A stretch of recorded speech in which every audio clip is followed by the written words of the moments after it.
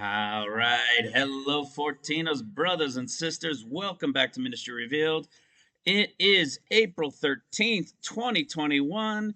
We are watching and praying. We're counting down the days. We know we're looking for about 2 more weeks or so as that date we're watching that we are expecting the escape of the bride of Christ. And here's what it means between now and then, just like it has along the way, but even more so now. We're not jumping, right? We don't, this whole year, we've had no need to jump from date to date to date. We know the revelation revealed resurrection day. So, with that, knowing we've understood these things, we can now continue to dig. We can continue to dig and bring more revelation of end time scripture to the forefront. That's what this ministry is all about. It is the revelation of the open books, as Daniel 12:4 told us. It's been a ride, guys. It's been a trip. And in fact, when I get going in one part here, it's something that was shared in the forum. You're going to see it's a trip that brings us all the way back to the very first video Ministry Revealed ever did. And it was before I realized the Spirit started touching me with these revelations. And it'll go right back to the very first video. And when you guys see it, you're going to say, oh my goodness, there it is. Okay. The chip has always been a thing. But when you see its connection to my very first video, the wording, the people involved, the corporate, the government agency, I mean, it is right there, brothers and sisters. We were telling you this the entire time in relation to this vaccine, that the vaccine isn't the mark of the beast, but still you don't take it because it is going to be part of what becomes the lead in to the mark of the beast. Now that's not what all of today's video is about. Today's video, that's just a little piece to share with you guys, something that's in the news and to tie it into something we know very, very well. But today's video is going to be a continuation on what we were talking about in this previous one, in regards not so much that we're talking about the two strikes or this second strike on the Lord, but this continuation that I told you about with a little bit more from Hebrews and going into the book of John and seeing this connection to understanding that this group of workers that's going to be during trumpets time, though the 144,000, that there's a type and shadow represented in there as one that will fall away. Yes, it is him. There is a type and shadow of him that will be again. And it's this representation of the second strike that Moses did on the rock when he struck it twice, when the Lord in the first place told him to speak to it. And then he turns around and he doesn't even say that it was spoken or that it was the Lord, but he said that he meant himself and Aaron, his brother. Aaron is the Levitical line. Aaron is relating to the 144,000. And that will be the period of time that the second strike will occur, as we've told you guys many times. But again, the focus isn't on this second strike. It's the revelation. It's going to be awesome. You know, you guys have seen this chart many times, right? We call it the chapters to years. All right. This is the revelation of open books that have revealed things within each of these chapters that relate to specific years in the end of days. When you see some of them today, you're going to be floored. You're going to say, what? I mean, I knew some of these because I put that whole chart together. That was the revelation of the open books. But as I was digging and preparing for this video, I found even more. And when you see how they connect chapter after chapter after chapter from Genesis to John, I mean, it's unbelievable.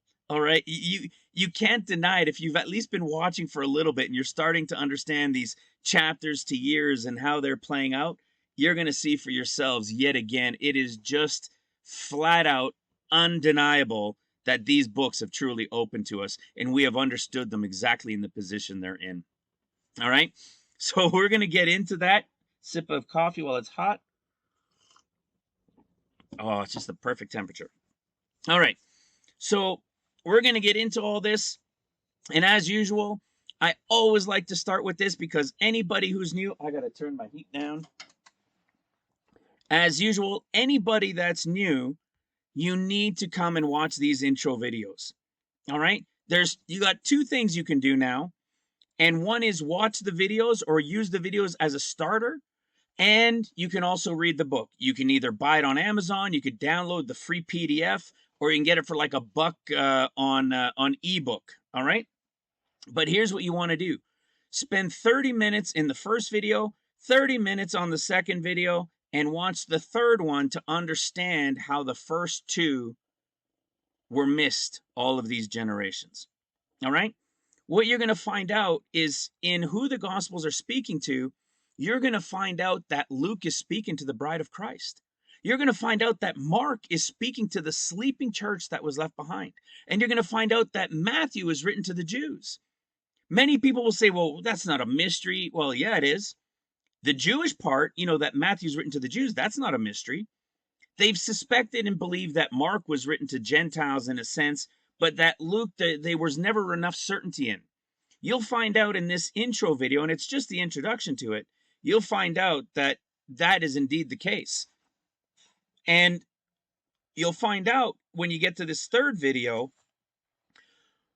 why all of our lives we've missed this.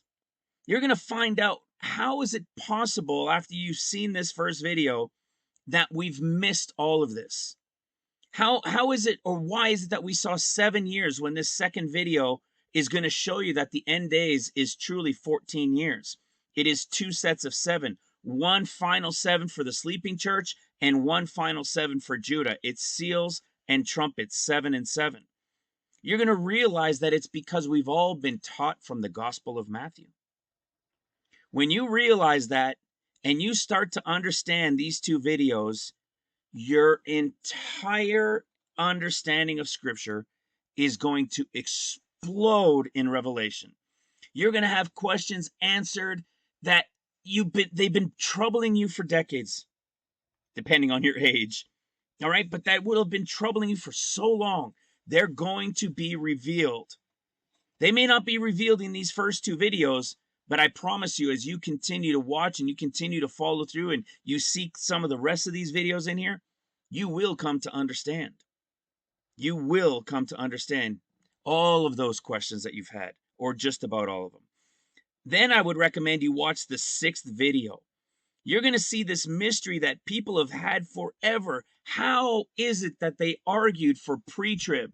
Others said, no, it's mid-trib. And others said, no, it's post-trib.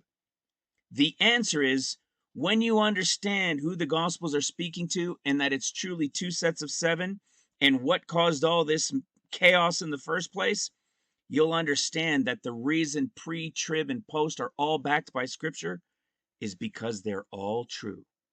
It is the bride of Christ who is about to escape all these things. It is the sleeping church, the great multitude that will be raptured after the seals. And it'll be the return of the Lord, feet down on the Mount of Olives at the end of trumpets. It is third heaven, paradise, return, feet down on the Mount of Olives. The answer is the end time eyes when you're reading 2 Corinthians chapter 12. It's the entire answer right there in a nutshell for you. All right. So that's where we like to start. And all of you'll see the notes that were in it within the playlist. You can get those notes. You can just download them from the description box under the video. All right. The next thing, like I said, is the book. You can come over here. You can come to Ministry Revealed website if you wanted to support us. We've also got Facebook. Our brother, Uncle Jimmy over there is dealing with a lot of things with the Facebook account for us right now. And he's putting things up to share. So we've got some things going up over there right now. And Twitter, our sister Trisha, who posts all of our things there on Twitter as well.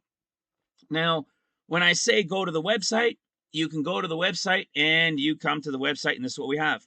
Here's our Ministry Revealed book, this revelation of the end times. You can go to Amazon. You can download the PDF for free. You can download the Audible of the book for free, or you can click this and go to the book page itself on the website, and you could read it right off the website, either in English or 40 some other languages. How's that? All for free, unless you want to get the ebook or the paperback. And we always recommend the paperback, guys. If you can, get the paperback. Why? Because for those who will be left behind. All of you who are listening, I'm sure that all of you who are listening have prepared something for family and friends. Maybe even little sandwich bags with a little treat and a left behind letter or something in there. Everybody should have prepared or done a little something for those who will be left behind. So if you can, buy the paperback so that you can leave it for them as well. Otherwise, you'll be printing out 287 or something like that pages. All right? It's too much. You're better off just getting the paperback. I don't care about the financing. It doesn't matter. I just say for those who will be left, that's the purpose. All right? That's why we do it. And, oh, as a little side note for you guys, I thought you guys might like this. The, one of the, sorry, give me one sec here. Many of you guys have heard the guy that was on the news kicking out the police officers, right? The health the health people for COVID, and the police officers. You've all seen that video. He called them Nazis, told them to get out, get out, get out. Well, he does live in my city. That video was shot in Calgary, Alberta, and I went to the guy's house. And soon as I looked it up online, his name and his ministry, I knew exactly where this guy lived. He has 2 trucks, like work trucks, and he's got a minivan, and they're all deckled. Jesus is Lord all around them, right? And he's had it like that for years. So I used to have, when I was in real estate many, many years ago, my real estate was on the other, lawyer was on the other side of the park from him. So when I saw the address, I knew instantly who this guy was, or where he lived. And so the reason I'm bringing it up is I brought him a book. So we'll see what comes of it. He was doing a live show when I went to go see him, and I ended up speaking to his wife for a little bit and sharing a few things.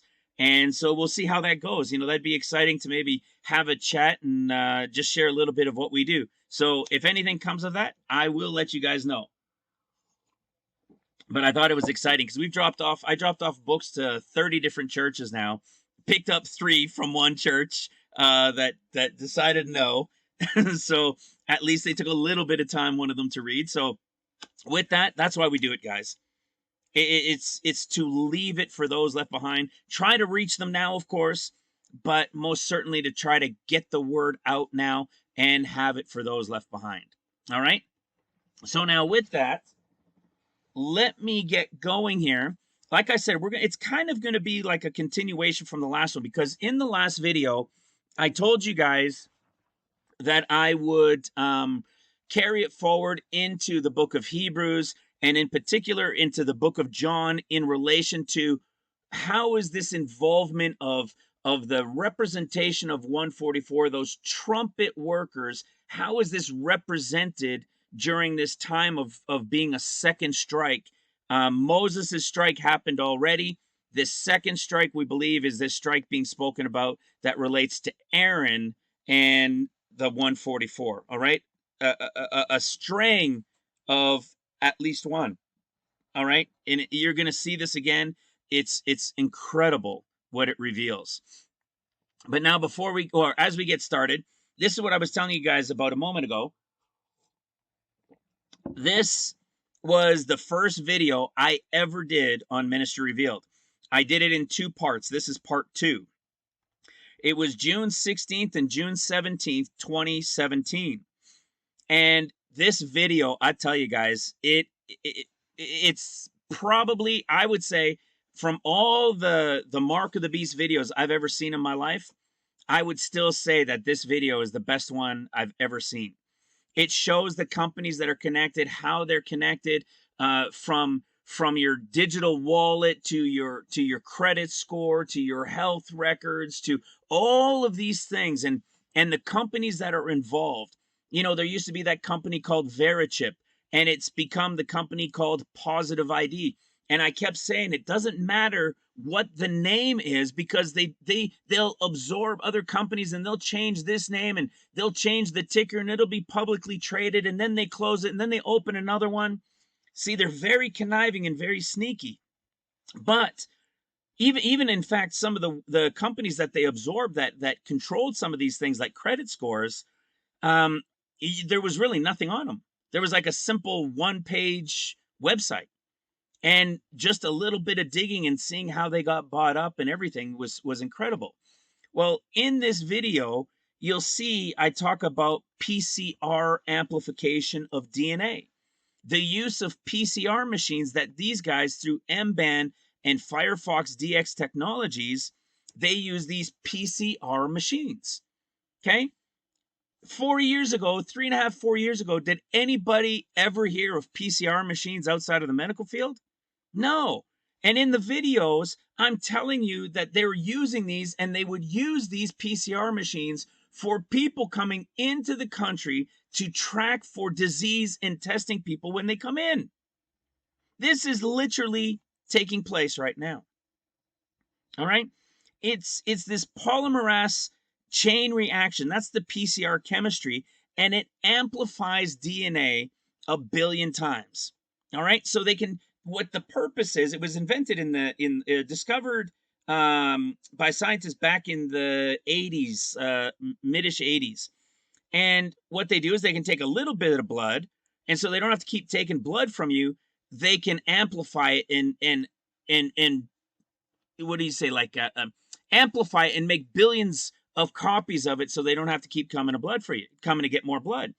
But we showed with this technology that they can enhance the what? The ancient DNA. You see, it will amplify ancient DNA. I mean, this stuff gets crazy, crazy wild. See? And what they can do is, we spoke about how it can go on a chip. And in speaking about these things, I showed the companies that were involved, and you see DARPA. So it says MFS began developing complex microfluidic systems to perform sample processing and purification of the Defense Advanced Projects Agency, or better known as DARPA. So DARPA using this PCR technology for testing blood, tracking at borders.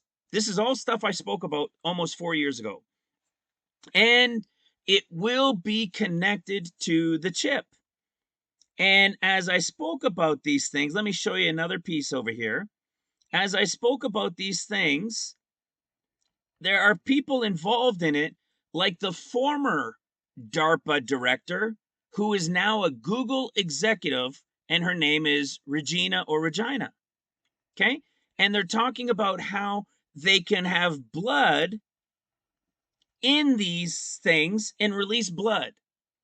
All right. Think of ancient DNA and modified and all that stuff. Well, the reason I wanted to share this is because I spoke about the PCR machine, the mark of the beast, DARPA being involved, the amplification of DNA, and all of these things that are now in the conversation all around the world. But I still said, look, the needle, the vaccine isn't the mark of the beast. Would I take it? Absolutely not. Do I recommend anybody take it? Absolutely not. If I had a job, I would no longer go to that job after negotiating as much as I could to work at home. As much as I could, I wouldn't take it. But is it the mark of the beast? No, it is not the mark of the beast. And how do we know it's not the mark of the beast? Because the Antichrist isn't here yet. It hasn't begun. The pre-trib escape of the bride hasn't happened. War, Israel removed from the land, it hasn't happened. So we know it's not the mark of the beast, but it is the lead into it. Of that, there is no doubt. Well, you ready what's coming next? Remember, these people promote taking the needle. CBN News, the Christian Perspective News. This was shared in the forum over on Ministry Revealed. Pentagon develops microchip that detects COVID when inserted under skin. Hello. Hello. Anybody listening now? Anybody listening? I know the main group of you have been listening, of course. There's no way you would continue to follow a crazy ministry like this with all of these revelations that have totally changed, and your whole thought process of it has completely gone out of whack from what you thought you understood, but now has revealed to you the questions that you've had. How can it be? Brothers and sisters, it's coming. It's coming. The subdermal implant, as scientists are calling it, is now in the late stage testing phase and was developed by what? By who? DARPA. A top secret Pentagon unit established during the Cold War to study emergent technologies for military use. Hello. It's not even kind of. It's literally identical to what I was telling you guys almost 4 years ago. This you do not take. This you do not take.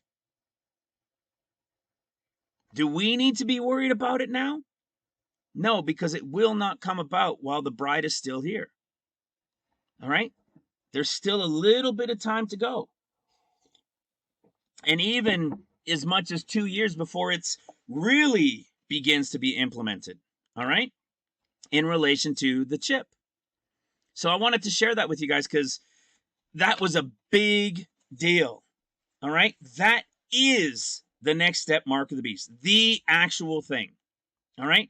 And just as I was saying, for the longest time, it is connected to COVID, but it is not the vaccine. You following? All right. So now in the last video, there was quite a bit we spoke on Hebrews chapter 7. And in relation to Hebrews chapter 7, we showed how Hebrews chapter 7 was connected. It's the 7th year of seals. The Lord had returned at the end of the 6th, and it was the story of Melchizedek. We connected how it was in Genesis as well. And that was the story taking us to Hebrews chapter 7. Now, let me go to Hebrews chapter 7.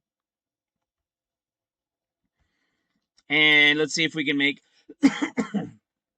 a couple of final points, or almost like a bit of a reminder, if you will. We see Melchizedek. We know the Lord is here. This represents what? This doesn't represent the beginning of trumpets. This represents that 1 year when the Lord is here, from the end of the 6th seal to the start of trumpets. It's that 7th year of the land's rest. It's that 6 years, 7th rest. All right. And this is what's taking place. Abraham, and seeing as he gave a 10th part. What do you think a 10th part? It's relating to the 144,000. All right. Sons of Levi, the tithe, Melchizedek. And we spoke about how Aaron is brought up and he's involved here. Moses's brother Aaron. Okay.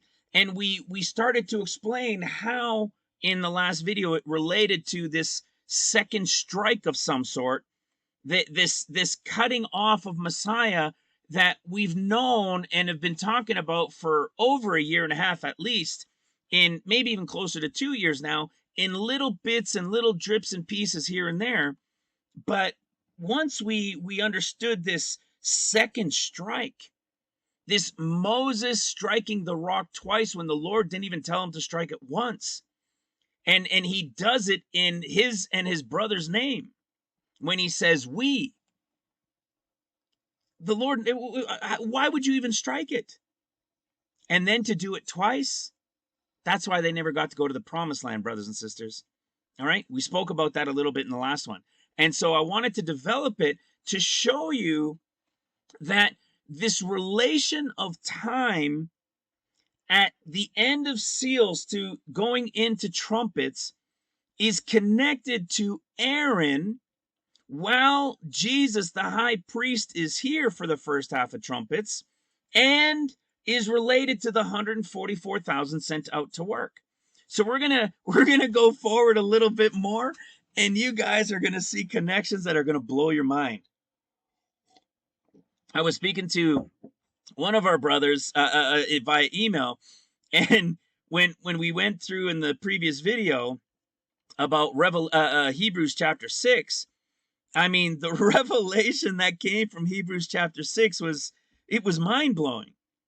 Well, now that we did 6 and we touched on and started to get into 7, now we're going to go into chapter 8. And when you see the connections in chapter 8, you guys are going to still be even more blown away. Okay? Because chapter 8 is a reflection of what?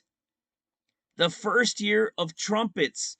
You can say 15 in the big picture. You could say the 8th year in the 14-year picture. But it is the first year of trumpets. All right? And there's many things we know here in this ministry that take place in that first year of trumpets. Watch this. Because remember, we're also relating to how this Aaron involvement relating to this period of trumpets has a type and shadow of somebody falling away within this period as some who is lost that will cause the cutting off of Aaron's second strike. All right, check this out. Right off the bat, as I was preparing for this, I hadn't been feeling it. Yesterday I just kind of farted around and just a little bit here and there, but I'm always in communication or on the phone with somebody or in emails or responding to comments or people in the forum. We've got 700 and some odd people in the forum now. And so there's still always something to do. That's, usually, like I said, I'm not in bed till usually around 1:30, 2 o'clock, maybe 2:30 sometimes. And it's just sometimes it's just so much I just gotta chill, you know what I mean? But sometimes I just feel I like many of you, we just feel that we know where we're at.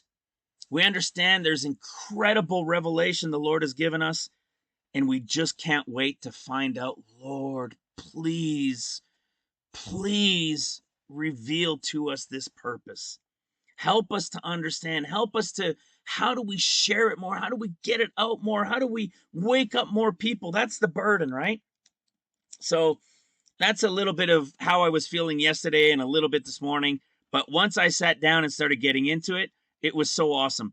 Just this first part to verse 6 took me a half hour, 45 minutes just to get through because of the connections that are in it, just like Hebrews 6 did.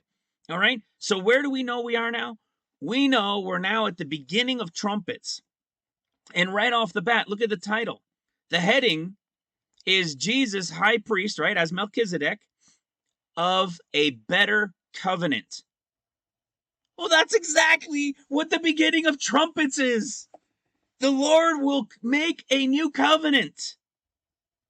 It's right on time in the right chapter, and you're going to see it even throughout this chapter. Watch this. Verse 1. Now, of the things which we have spoken, this is the sum. It's an interesting way to open it up.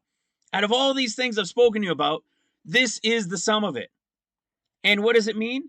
It's a principal thing, but especially it means like this is amount of money. This is like the sum of money paid is what it means. And check it out. It's only used 2 times. So let's go have a look at this. It's only used twice. Let me close these 2 out so that we can not be spinning so much. All right, here it is. It's only used twice. The Greek word 2774, as in a sum of money. Okay, sum total, reckoning amount. Check it out. We know it's going to be in Hebrews chapter 8:1, but the only other time it's found is in Acts chapter 22.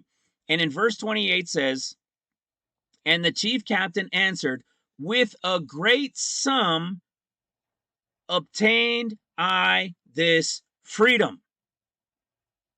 All right. So what are we seeing? We see that it relates to a sum that was paid and freedom's been given. Okay. Well, do you know where Acts 22 is? Are you ready for this? Here's Hebrews 8. We know Acts, we've broken up it into two sets of 14 with end time understanding within it. And look at where it is. It just so happens the word that's used twice is found in Hebrews 8 and Acts 22, both of them relating to the first year of trumpets. And what is it telling us? These things which I have spoken to you, this is the sum of them. The payment has already been made. You see, the escape had already happened. And now at the beginning of trumpets, he's telling us, look, the price was already paid for this over here. That's all done now. The sum price of it all is finished. Well, that's exactly where it should be. The Lord has returned on Mount Zion at this time. Remember, he's on the mountain at this time. Okay, whatever this heavenly Mount Zion is going to look like, I don't think it's going to be sitting on the earth.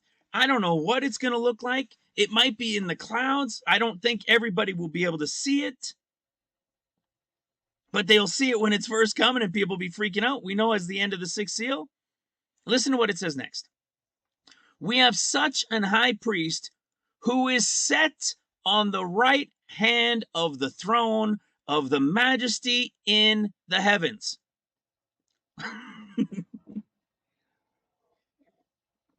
I've had people ask me, and my wife was saying it earlier. I don't know how to explain it to people. People say, how do you know where these connections are? How do you know that this relates over here? And when you put it together, I mean, I could see it and I know what you're talking about.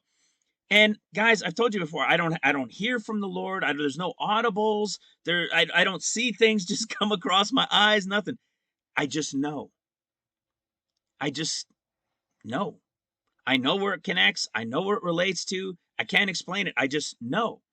And as you guys see, and it's all being put together, you guys are seeing it for yourselves. So here we are, knowing that this is the end of seals and the start of trumpets. The sum for all the world now for the Gentiles has been paid. It's done. And we have the high priest here who is Melchizedek, who is Christ. And it says he is now set, who is set on the right hand of the throne. Now he is set on the right hand of the throne. Do you know where else we've spoken about this? Mark chapter 16. You guys remember how awesome this was? We talked about how the last chapter of Luke, Mark, and Matthew, the synoptic gospels, how Luke, Jesus is carried up like the bride, right? Being carried over the threshold. And the group from Luke is given their commission. They're going to be the workers during seals to bring in Mark's group, the sleeping church. And then at the end of Mark's gospel, you have this commission, which is relating to the 144,000. And these guys that can drink any deadly thing and nothing will hurt them and so forth. This is the representation of the 144,000. By the way, the end of Luke was the representation of the apostles who will work during seals. And at the end of Mark, it's the 144,000 who are being sealed from among men upon the earth. They're going to work trumpets. And when you get to the end of Matthew, you've got a group that's being given a commission, and their commission is to go out to the end of the earth until the Lord is going to be here. It says until the end of the world, he's going to be there with them. There's no longer preaching. There's only teaching. Okay, because they're going to work the millennial reign. So this group here is the representation, as we've shared many, many times, of the 144,000. All right, they're going to be the trumpets workers, which means what? Seals is over. And the 144,000 are being sealed and getting set to work, which would be the same thing as looking at Revelation chapter 14. You see, in the big picture of things, it's kind of interesting, isn't it? 7 years, 7 years, 7 years, Jubilee.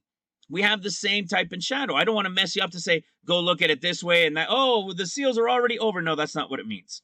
All right. But when you get to chapter 14, what do we see? The Lord is on Mount Zion and the 144,000 are with him. And these 144,000 had been sealed at the end of chapter 7, or in chapter 7, at the beginning of chapter 7. They were sealed with what? The Father's name written on their foreheads. They belong to the Father. But the Lamb is going to get them. They belong to the Father. They have their Father's name, his Father's name written on them. But he's giving them to the Lamb because the Father in one and the Son and the Father, right? And Jesus, you're going to find out, is praising his Father and giving him thanks for having given him those who were his to him. Okay, you're going to see that. So remember this. It's the representation of the 144 on Mount Zion with the Lamb, and they belong to the Father, and the Father is giving them to the Lamb, all right, to go do the work. Now, why I said it was interesting, because here we are. If you look at chapter 14, or you consider the big picture, just like here, chapter 14 is what? The 7th year of rest of seals. So that would be what? When the 144,000 are with the Lord on Mount Zion. It's all in order, all right? Well, now, watch this. As we go back in, at the end of Mark, this is what I wanted to show. So at the end of Mark, it's that same group, the 144 that we were just showing there. And listen to what it says. Verse 19 and 20. So then, after the Lord had spoken unto them, he was received up into heaven and sat on the right hand of God. And they went forth and preached everywhere, the Lord confirming the word with signs and following. Okay, you're going to see a reflection of that in a moment. But what does it say? At the end of Luke, he did not say he was now going up to sit on the right hand of the Father. At the end of Matthew, he does not say he's going to sit up on the right hand of the Father. Only at the end of Mark, which is a representation of the end of seals, does it now say he went and now sat on the right hand of God. Well, that's exactly what we're seeing here in Hebrews chapter 8, which is now the beginning of trumpets. Seals have ended. It's now the very beginning of trumpets. And it says the high priest, the Messiah, right? Who is set. You see, he went and sat at the end of Mark. But now here we are at the beginning of trumpets, and it's like a little rehash of what just got completed. The completed price, the payment was now complete for all the Gentiles. The high priest Messiah is here, who is set, meaning he's already set now on the right hand of the throne. You see how in order all this is? This chapter 8 is exactly describing this period of time it should be in. It's perfect. Listen to what it says. Let's keep going. Let's go to Hebrews 8 verse 4. For if he were on earth, he should not be a priest. You see, up here it said high priest because he is a high priest. He's not the priest. Okay. Who's the priest? The 144,000 are the type of priests, right? They're the evangelists. Remember Philip? You're going to see that in a little while too. Philip, Philadelphia, relating to one of the 7 we spoke about in the last video. For if he were on earth, he should not be a priest, seeing that there are priests that offer gifts according to the law, who serve unto the example and shadow. Did you hear that? Who serve as, what does this mean? The example and shadow, a type and shadow. That's what this ministry is all the revealing about. It's a revelation of the types and shadows that tell us the end of days. So it's saying these priests, these 144,000 are the example, are the types and shadow of heavenly things. Oh, and look who shows up again. As Moses was admonished of God when he was about to make the tabernacle. So what do we have? The 144,000 being the type and shadow, those priests offering gifts according to the law. Okay. Did you hear what that just said? According to the law. Why is it suddenly according to the law? The time of the Gentiles is over, guys. This is the beginning of trumpets. We know the Messiah is there. We know the 144,000 are sealed and about to be sent out to work.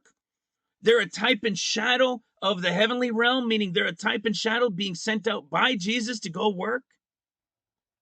We know the temple is about to get rebuilt, and the Lord is on heavenly Mount Zion. He came down on heavenly Mount Zion.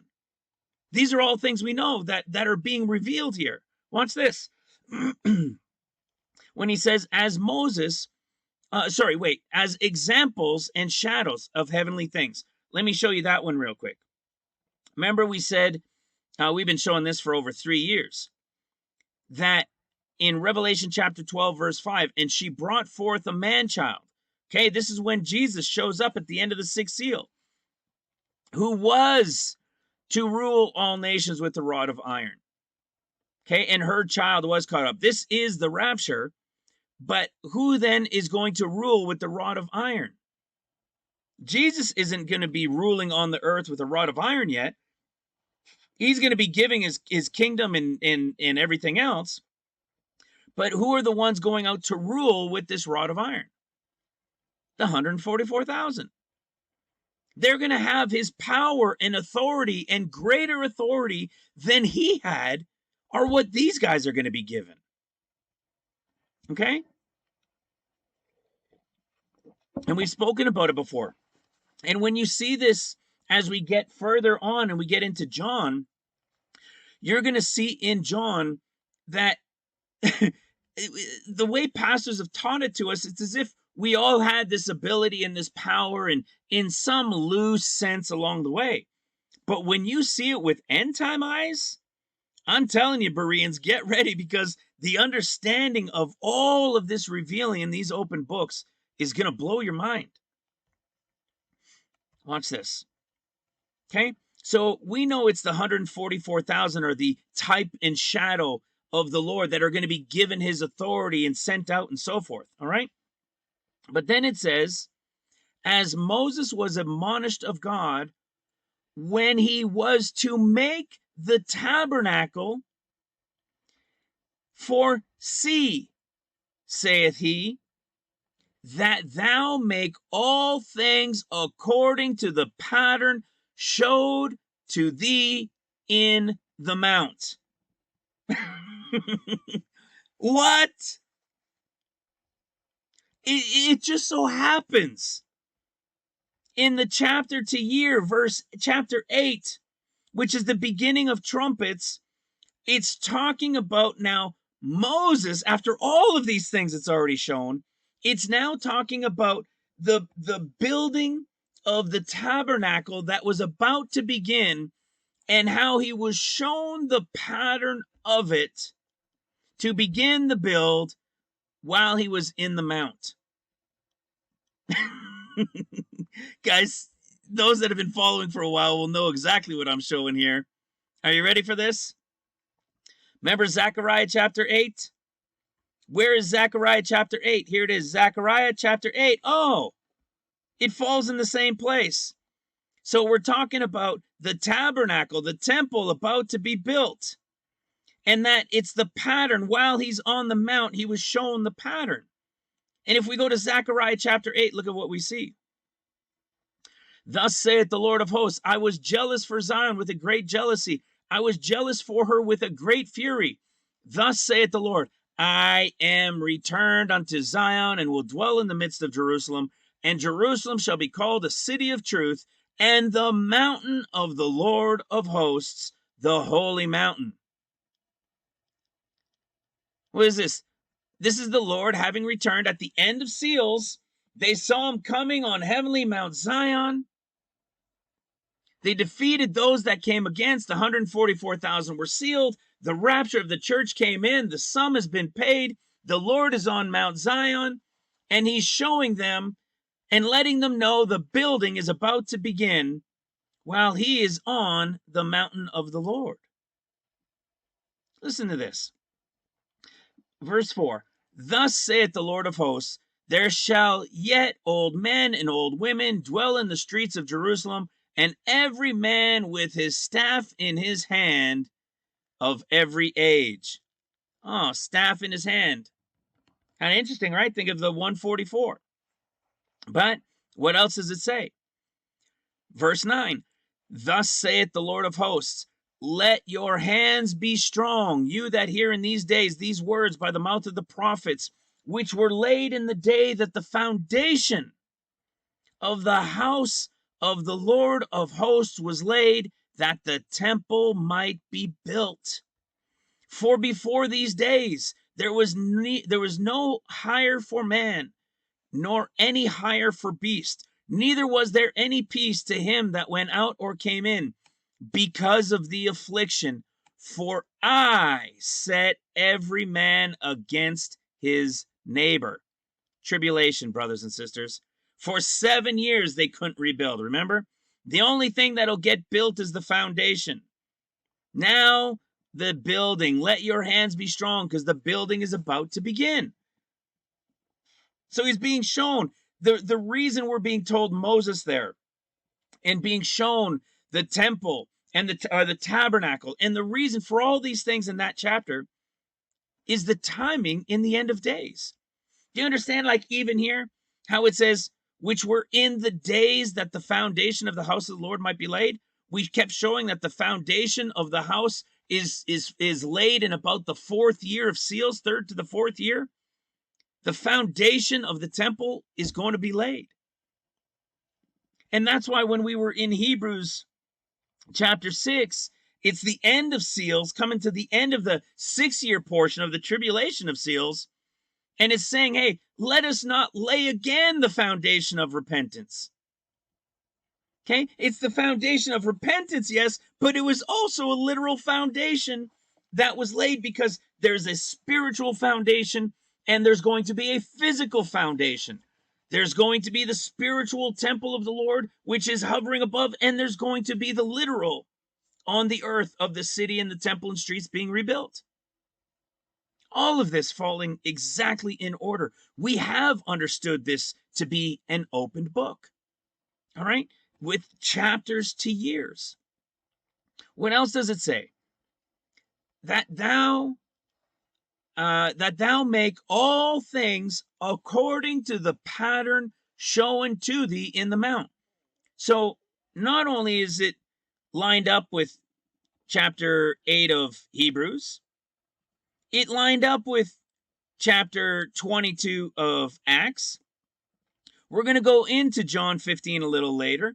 It also lined up with Zechariah chapter 8. But do you know where else it lines up? What if we go look at chapter 41 of Ezekiel? Why would we go look at chapter 41 of Ezekiel?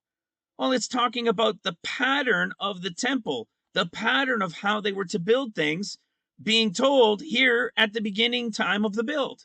Well, let's go see what Ezekiel says. Chapter 41 of Ezekiel, and do you know what it talks about? Afterward, he brought me to the temple. And what is he doing? It's all the measurements of the temple and how it's to be built. Come on. You following? This isn't made up, guys. This is revelation. This is a revealing, guys. It's so mind-blowing. Back into chapter 8. Now, all of this just got us to verse 5. All right, telling us what's completed, what's now taking place. The 144th, you see that pattern, right? I'm going to say it again. The Gentile time is over. The Lord is now sitting on the right hand of the Father. The 144,000 have been sealed and are about to be sent out. And now they're going to start rebuilding the temple and the city and the streets. Well, what else do we know has happened at this point? What else do we know is going to take place around the start of trumpets? Listen to verse 6. But now hath he obtained a more excellent ministry. Now Christ has obtained a more excellent ministry.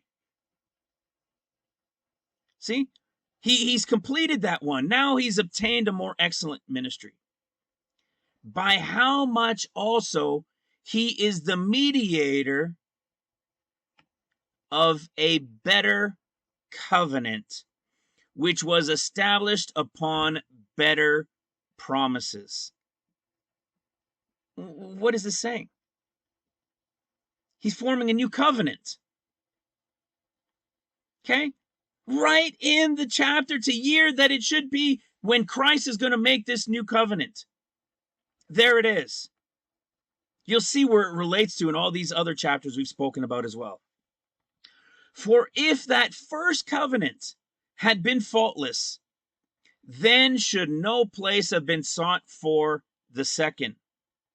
For finding fault with them, he saith, behold, the days come, saith the Lord, that I will make a new covenant. So in the type and shadow, in the end time eyes, this relation to chapter 8 of Hebrews, the beginning of the first year of trumpets, is when this new covenant is going to be made. When I will make a new covenant with the house of Israel and with the house of Judah, not according to the covenant that I made with their fathers in the day when I took them out of that out by the hand to lead them out of the land of Egypt, because they continued not in my covenant, and I regarded them not, saith the Lord. You want to know where that is? Okay, watch this. Jeremiah chapter 31, I believe it is. We're told the exact same thing. Check this out. There it is right here. Chapter 31, verse 31. Behold, the days come, saith the Lord, that I will make a new covenant with the house of Israel and with the house of Judah, not according to the covenant that I made with their fathers, which my covenant they break, although I was a husband unto them. But this shall be the covenant that I will make with the house of Israel after those days. You see, it's going to be a covenant of Israel and Judah, but it's going to first be a covenant with the house of Israel. Okay, because Israel's time came to an end after seals. That covenant is made. You see that? Well, guess what? What if we follow the chapters to years and we say, okay, chapter 8 of Hebrews, what if we go to chapter 15 and see the type and shadow of another covenant the Lord made after the one he made with Moses? What would be the one that he made afterwards? Wouldn't that be one that he made with Abraham? You see what I'm talking about? You can't, this isn't just throwing together stuff, guys. This is revelation. Genesis 15, verse 18. In the same day, the Lord made a covenant with Abraham, saying, unto thy seed have I given this land, from the river of Egypt unto the great river to the river this, and then it goes into the Canaanites, all those guys. When does he give them this covenant? At the beginning of trumpets. Who is he making this covenant with? He's making this covenant with Abraham, isn't he? Do you guys remember that revelation in Hebrews chapter 11? We showed how Enoch is the escape of the bride, right? For those diligently seeking the Lord, they will be vanished. They will be translated. They're going to escape all these things alive, for those who are alive at the time of the escape. Noah relates to what? The 40 days. Yes, we know there's a type and shadow of the whole story of Noah as well, but in relation to what Hebrews is saying, it's what? It's Luke chapter 1, the escape of the bride as Enoch. Chapter 2 of Luke is the 40 days type and shadow of Christ's birth, is the 40 days of Noah and being on the ark when the flood came. What's Abraham? See, Abraham is the third. What's the third with Abraham? The promised land, going into the land, which is a representation of what?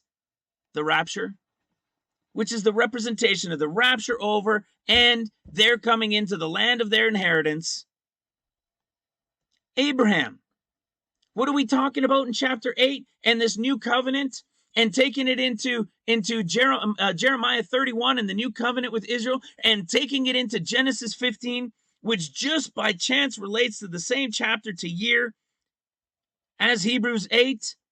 And it's the new covenant. It's the covenant that the Lord God makes with Abraham, and it relates to the time of the beginning of trumpets. You see? What's the fourth one? The fourth one is Sarah. Sarah relates to the promise when she delivers the man-child. This is representing the end of trumpets when the Lord returns, the promised one to come. We've spoken about these things before. Again, if it wasn't understood, how is it that Abraham was this line, was directly in that line? All of these chapters to years, every single piece is lining up. What else did it say? Okay, had they not continued? So there's this new covenant that's made. And listen to this. Back in Hebrews 9, verse, I think, let's start in verse 9. Verse 9 and verse 10. I'm not sure if I read verse 9. Not according to the covenant, that I made with their fathers, because they had not continued in the covenant. Verse 10. For this is the covenant that I will make with the house of Israel after those days, saith the Lord. I will put my laws into their mind and write them in their hearts. See again, laws written in them, commandments that they must keep the commandments. Okay. And I will be to them a God, and they shall be my people. And they shall not teach every man his neighbor and every man his brother, saying, know the Lord. For all shall know me, from the least to the greatest. Verse 13, the end of Hebrews 8. In that he saith, a new covenant he hath made, the first old. Now that which decayeth and waxeth old is ready to vanish away. The new covenant. Here we are at the beginning of trumpets, and it's the new covenant. It's related to the covenant related to Abraham as well. It's related to the rebuilding of the city and the streets of the Lord on Mount Zion, with the temple plans being laid out. And guess what? What else is it? It's Daniel chapter 9. Do you guys remember that? In Daniel, for those that are newer and don't have any clue what this is about, that's why I said you got to go watch those videos, those intro videos, to give you these foundations. Do you remember what happened? And in fact, in that, you'll also see there's a video about Daniel, or Daniel 9, it says. Okay? You'll see this in a moment. Okay? Daniel 9, everybody loves to go to it. Daniel 9, verse 25. Okay, know therefore and understand that from the going forth of the commandment to restore and to build Jerusalem. We all know that that means Israel, Jerusalem is about to be attacked. I believe it'll be one attack, and then there'll be another attack, and that second attack will remove them from the land for a total of 7 years. And the reason the Lord is doing it is because they have not been obedient in the 50 years since they've had Jerusalem. Somebody's going to say, well, it's almost 54. That's another video. Okay, when they first get the land that the Lord gives them, the first 3 years, they're not to take from it. Okay, in Luke 13, it says the fig tree, it was 3 years and then a 4th year of dung. The fig tree is Jerusalem, not Israel, it's Jerusalem. All right, so in the 50, in the 7 times 7, they've been disobedient. They were supposed to let the land rest, and they've never let it rest once. So the Lord says, no more. You're going to get your 50th. I'm going to let you go right to the end. I gave you the year of dung, and you've still fallen short. You still haven't corrected your ways. You still haven't repented. And so what's going to happen? They're going to be attacked and destroyed. The first attack will bring about some sort of peace deal, but from there, the north will come, and those that are with them from the north with Syria, and they're going to attack them for good this time, and they're going to be removed from the land for 7 years, scattered. That's right. Jerusalem and most of Israel will be scattered. They will be removed from the land this spring. That's right. This spring, and we're already into spring. Okay? Maybe full scattered by very early summer. They'll already be fleeing by the end of spring. All right? And how do we know this? Well, look at what it says next. Remember, for the 7 times 7 that they've been disobedient for, well, they're going to pay the price. The Lord God, see, we're talking about rebuilding, right? The Lord cannot rebuild on Jerusalem until his land has had its 7 years of rest. That's why this is here. From the going forth of the commandment to restore and to rebuild Jerusalem unto Messiah the Prince shall be 7 weeks. It means weeks of years, 7 years. We're not doing a calculation of when Christ came the first time. This is the end time revelation of it. Okay? This is the end time revelation of it. 7 years pass. And then what? Then the next 3.5, they're rebuilding the city, the streets, and the wall again, even in troublous times. The Lord is here on Mount Zion. That's why it says Messiah to be cut off. Okay? The Lord is here. He's on heavenly Mount Zion. And what happens at this point? You see, if we go back into Daniel 9 real quick, what's the point that I wanted to make with Hebrews 8? If you come to verse 27, everybody has been mistakenly taught that this is the Antichrist and it relates to 7 years. It has nothing to do with it. This is trumpets. This 7 weeks is the 7 years of seals while it's against the sleeping church Gentile time. And once this 7 weeks is over, it's the beginning of trumpets time. This final week that it says, and he shall confirm the covenant with many for 1 week. This covenant that he's confirming with many for 1 week is the covenant that he makes at the beginning of trumpets. Exactly as we're talking to you right now. Exactly what is being revealed here in Hebrews chapter 8. In Hebrews chapter 8, this is that covenant. It's the exact same timing as Zechariah chapter 8. It's the same time of when the Lord, they're now going to start rebuilding the city and the streets, and the Lord is here for those first 3.5 years. You see, isn't it just kind of odd that the Lord fulfilled 3.5 years? Well, 3.5 years of what? His ministry was 3.5 years the first time. It kind of seems incomplete when there's Israel and there's Judah, doesn't it? So if the first time he came for Israel and the Gentiles were grafted in, because Israel went and mixed with all the Gentiles, and he told Jerusalem or Judah that they were blinded, and it was all the Pharisees and everybody else. If he's only done 3.5 years for one, doesn't 3.5 years have to be fulfilled for the other? Well, that's exactly what Daniel 9 was telling us. When they'll be rebuilding then to Messiah the Prince. It's the same. You can see it here in the timeline chart right here. When seals are over, there's the Lord on heavenly Mount Zion for 3.5 years while the first four trumpets are going on around the world. Jerusalem is protected and the city and the streets are being rebuilt, including the temple. And the 144,000 are sent out. This is what's going on. Now watch this. Let me see where I am in all that I wanted to share here.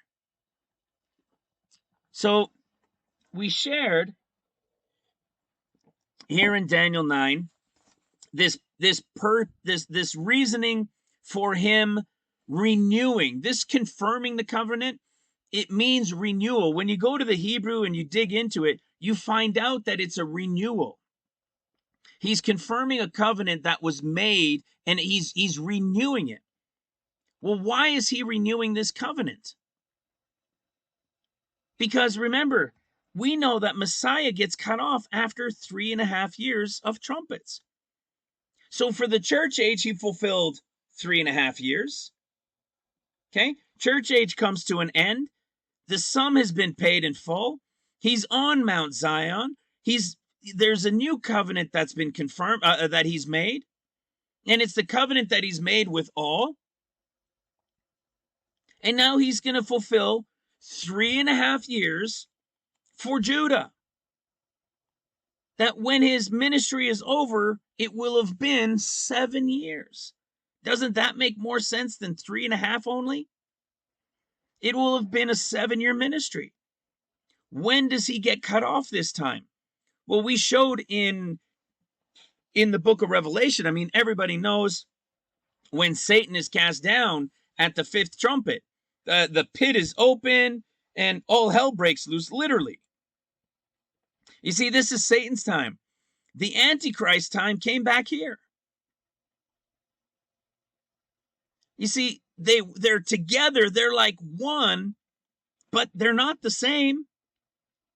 It's kind of like the Father and the Son as well. The Lord God and Jesus says, my Father is greater than I am. I'm going to be with him, but I'm going to return. Well, Satan is a copycat. Satan is here, but he's also got his Antichrist. And do you remember what happens at the end of seals?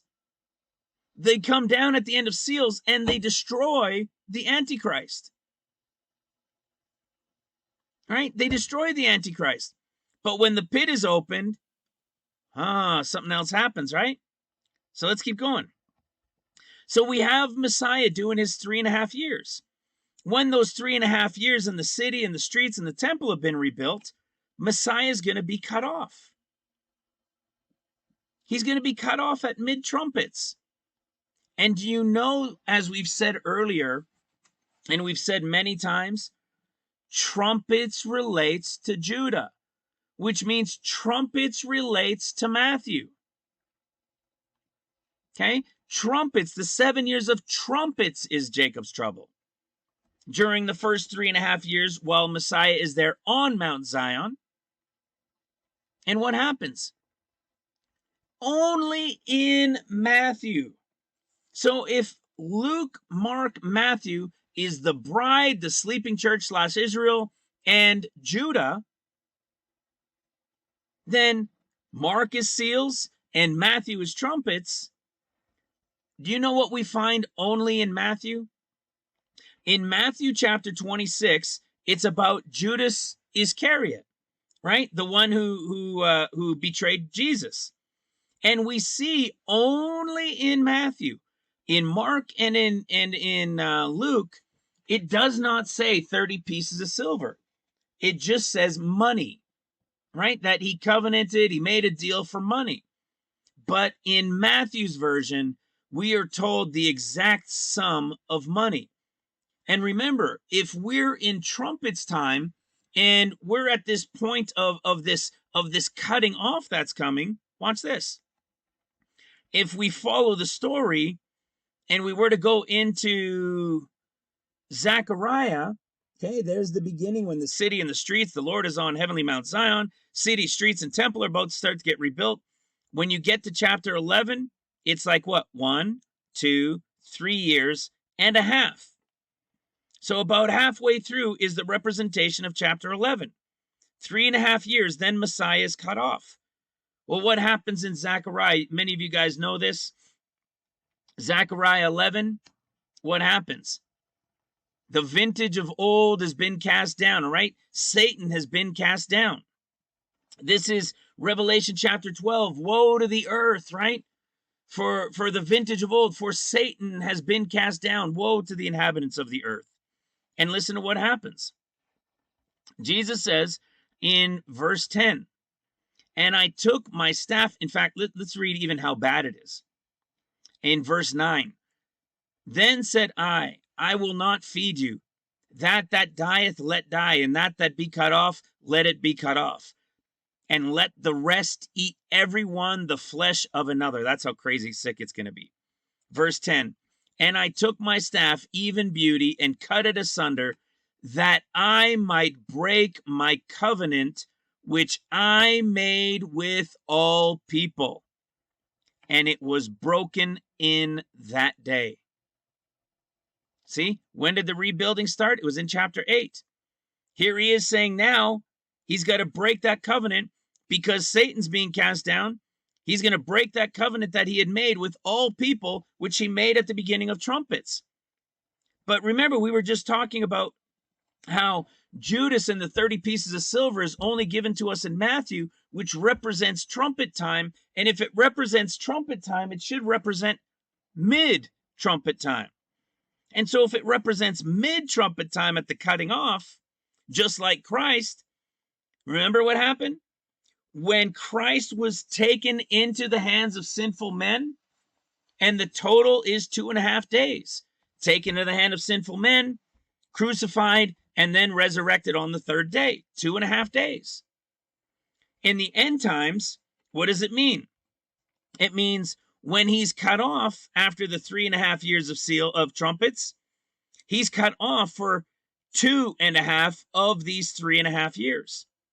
He returns feet down on the Mount of Olives at the end of the 6th year of trumpets, or start of the 7th year of trumpets, you could say, and he's going to fulfill that final year. So his 2.5 days, type and shadow in the grave, is represented here as him being cut off for 2.5 years during Satan's time of times and a half.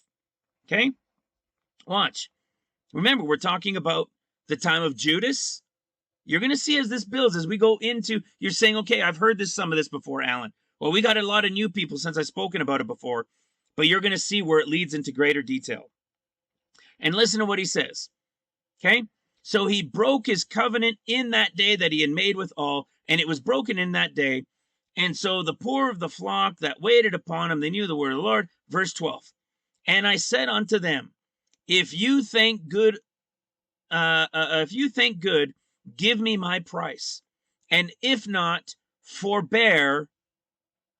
So they weighed for my price 30 pieces of silver. And the Lord said unto me, cast it unto the potter, a goodly price that I was prized at of them. And I took the 30 pieces of silver and cast it into the potter in the house of the Lord. See? Why is 30 pieces out of the Gospels only mentioned in Matthew? Because Matthew is trumpets, and Matthew relates to the time when Judas Iscariot betrays Jesus, gives the kiss, and Jesus at that moment is taken into the hands of sinful men, and it will equal. Remember, we said it's halfway through 11? So it'd be 1, 2.5. Okay? 2.5 years to what? When he then will return, feet down on the Mount of Olives. All right? This is what it means. So are you starting to grasp what I'm saying here? All right, now the coffee's cold, but that's okay. You starting to grasp what I'm saying here now about Judas Iscariot.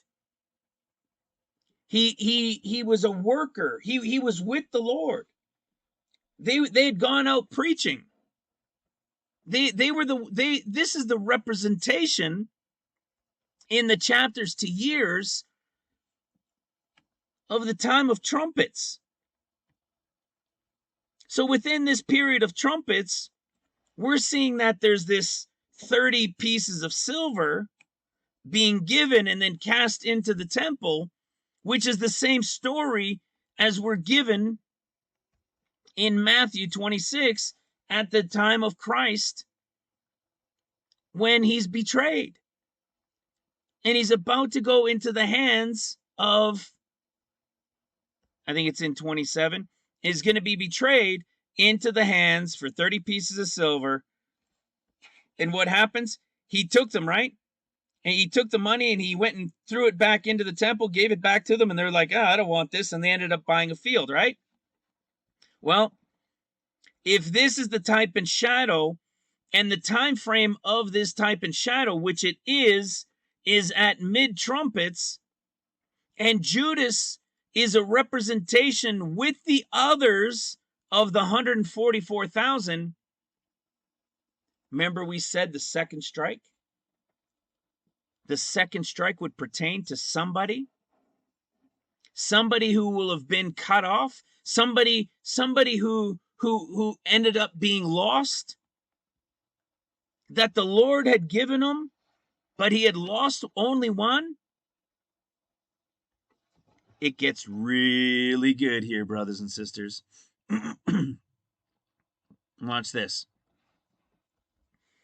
Let's continue into, okay, we did Hebrews 8. Let me show you just a little bit of Hebrews 9, and we're going to take it into John, and we'll touch a little bit on John 14. So you're going to see we're going to be right back with John being in chapter 14 as that 7th year of rest, with the rapture taking, the 144,000 sealed, the rapture taking place. And then we're going to do 15, 16, 17, kind of like this period we were in right here. Okay, so we'll focus in on 15, a little bit on 16, and on 17 as well, because you're going to see exactly what we're talking about here. So in Hebrews chapter 9, I just wanted to show you a couple points, because I don't want to go too long on this, because it could be really detailed. Even when we get to John, I'm not going to go to all of it. I'll probably stop at around John chapter 17 at a specific point. But knowing that as we continue to build the story, it's the exact same end time story being revealed to us. And it is more evidence. It is locked in at this point. I hate to say it, but essentially it's locked in as to this revelation about this second strike. And you're going to see that who it relates to again in what we were just talking about. Okay, listen what it says here in verse 10. Which stood in Hebrews 9 verse 10, which stood only in meats and drinks. So it's talking about this, the first tabernacle, the first covenant that he had made. Okay, which stood only in meats and in drinks and in diverse washings and cardinal ordinances, imposed on them till the time of the Reformation. Until the time of the Reformation. This word is only used one time. It's imposed unto them until the time of the Messianic restoration. And it's called the Reformation. Do you guys remember this? We've got it in the book. We haven't spoken on this in a little while, but you guys want to get the book, man. You don't forget, you can get it for free as well on the PDF. This is the PDF, page 142, and it's the beginning of the 7 churches. Okay, it's the story of the 7 churches.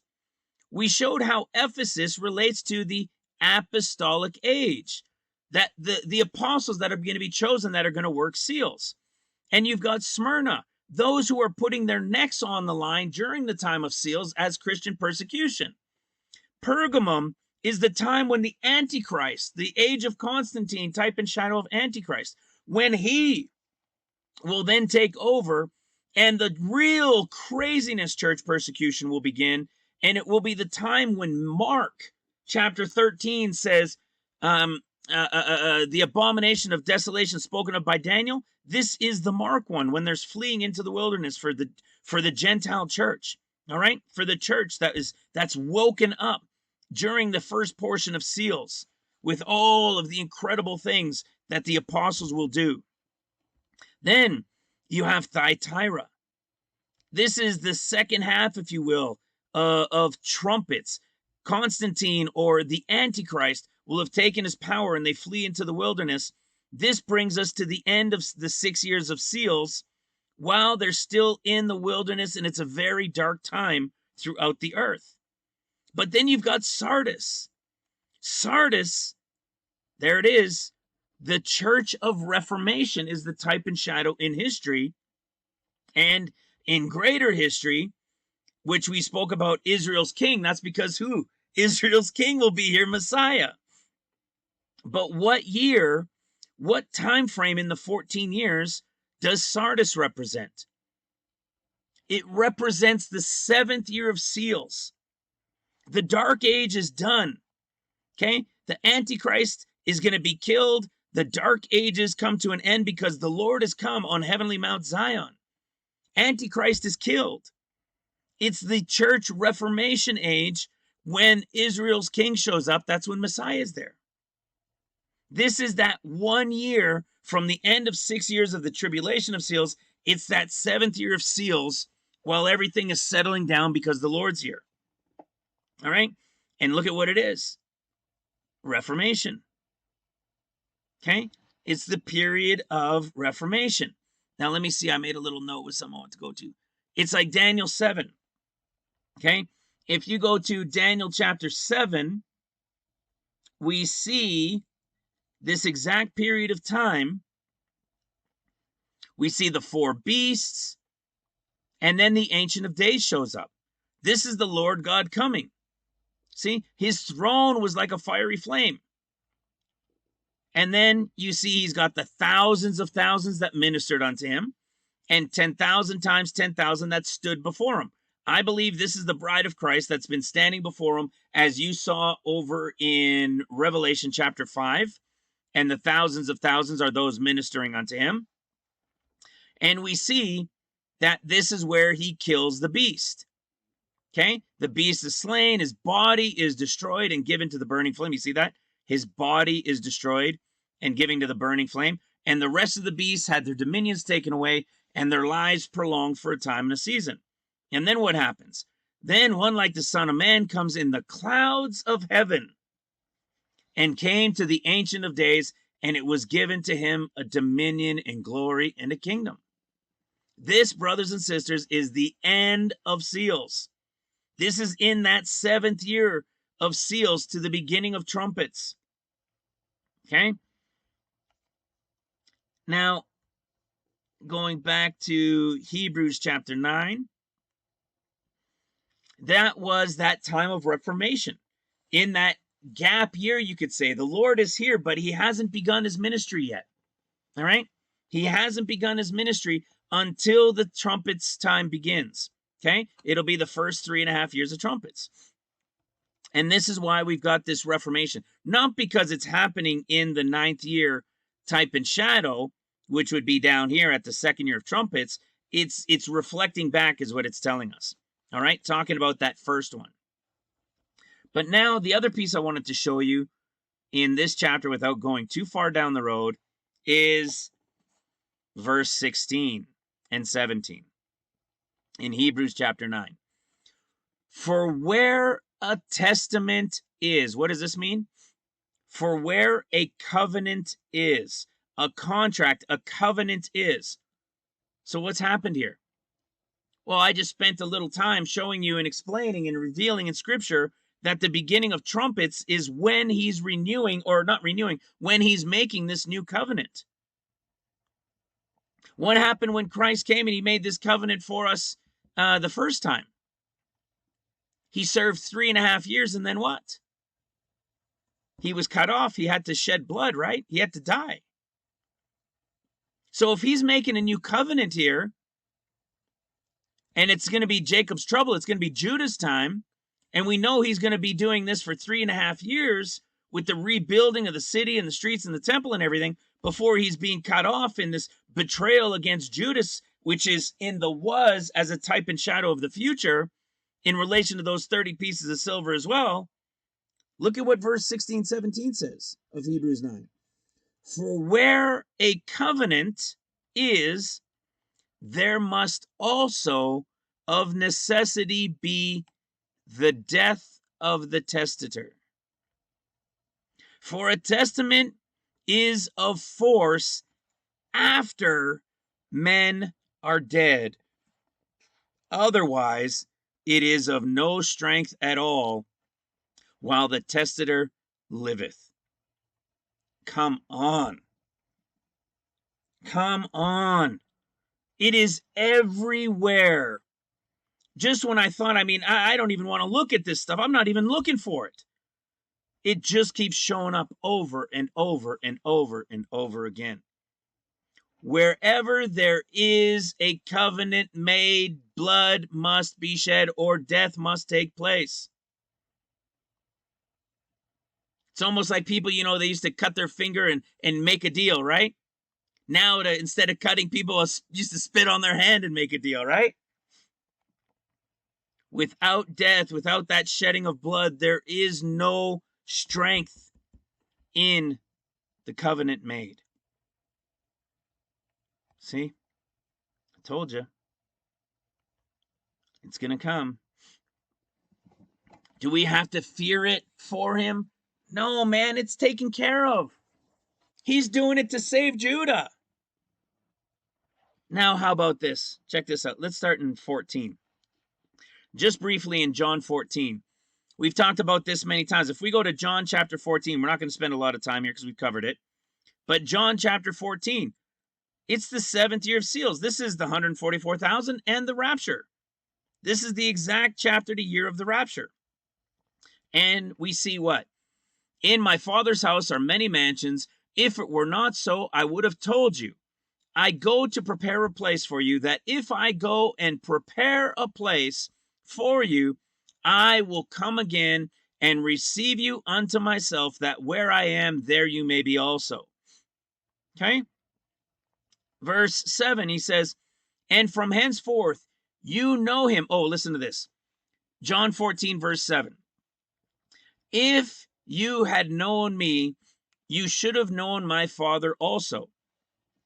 And from henceforth you know him and have seen him. What? And from henceforth you know him and you've seen him. And Jesus will say, because he and I are one. So if you've seen me, you've seen him. But we're looking with the end time eyes. What do we know has happened? Jesus is returned with the place prepared. What is this place prepared with all of their mansions? It's where the rapture group is going to paradise. Do you remember that in Mark chapter 14? The Last Supper. He tells them to go prepare a place, right? And he says, I will, and he will show you a large upper room, furnished and prepared. You don't read this at all in Matthew, and in Luke's version, you only read furnished. You don't read prepared. It's only Mark's that's prepared because it relates to paradise. And you'll see this word, the Greek word 508, means above the ground. It's only used twice. The other place it's used is in Mark's guest chamber place at the Last Supper. Why? Because they're both in heaven. The third heaven is where the bride goes, and it's furnished but not prepared. But in Mark's, it's furnished and prepared, and it's in paradise. That is where the mansions are. So that is exactly what we're reading right here in the end time eyes, in the revelation of the chapters to years in John. And so what does he tell him here? Now, from henceforth, you know him and you've seen him. Well, who is he speaking to? Who's he speaking to? He's now speaking to the 144,000. How do you know? Philip shows up. Philip. Who was Philip that we've revealed in the last video? I mean, we've spoken about it. We've known it for a long time. Philip represents the 144,000, the church of Philadelphia, those who are the evangelists. Remember, Philip is called the evangelist. He's called one of the seven. The daughters are virgins. You see? So why would it say, from henceforth, you know him and have seen him? Well, because he came at the end of the sixth seal. They saw him while the world is saying, hide us from the face of him who sits on the throne and from the wrath of the Lamb. Daniel 7, the Ancient of Days is coming down. But what else do we have? Well, when we went to chapter 14 of Revelation, you see, John 14, John 14, Revelation 14, Mark 14. You getting the picture? That's in the big picture, all right? The 14 years in the big picture of the 21. What did we see in chapter 14? Mount Zion, the Son of Man there with the 144,000, the Lord's name written in their foreheads. They were redeemed from among men, right? From upon the earth. They were not defiled with women, for they are virgins. These are they which follow the Lamb wherever he goes, being the first fruits unto God and to the Lamb. And in their mouth was found no guile, for they were without fault before the throne of God. So what do you think it's saying in John? In John chapter 14, the rapture group is gone. And the Philip group, Philadelphia, the 144, represent having seen him and they know him. Well, where else do we have the have seen? That's right. Mark chapter 9. We see it right here in Mark 9 verse 1. In Luke's, remember, we've talked about it many times, it was different. It's the next thing you'll see, boom, is the kingdom of God. In Matthew, it says, what did it say in Matthew? Let's see real quick. In Matthew 17:1.